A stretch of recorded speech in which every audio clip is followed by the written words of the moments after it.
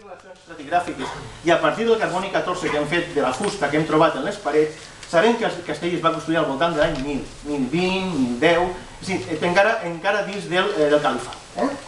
Quina forma tenia? Bàsicament, això que veuen, una torre, la zaguilla, és a dir, la tomba del Santon, i dos murs que unint-los entre ells. Vist des d'allí, aquest seria el perfil. És a dir, si estiguérem en la banda de darrere serra, el que veuríem és una torre molt gran, una muralla que uneix i la construcció de la zaguilla.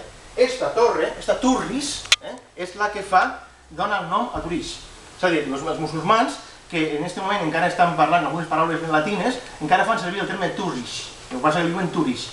I com que l'element fundamental és una turris, li diran el Hisn Turris, és a dir, el castell de la torre. I aquest és el nom que agarrarà després l'alqueria, la carilla que n'hi ha al costat, i quedarà com el nom de tota la comarca. Passa? D'esta banda, aquest seria l'aspecte que tindria el castell, vist des d'aquí, en aquest moment. Una torre molt grossa, una entrada per la banda d'aquí, nosaltres hem deixat el cotxe aquí baix, una entrada per la banda d'aquí, una rampa, i aquí hi havia una porteta a la qual tenies que passar al final de la rampa per una plataforma de fusta que quan no volies que entraren, llevaves la fusta, quedaves aïllat i ben protegit. Un senyor torreón de 10 metres per 7 metres per aproximadament uns 12 metres d'alçada, és a dir, una senyora torre que servia per a controlar i protegir el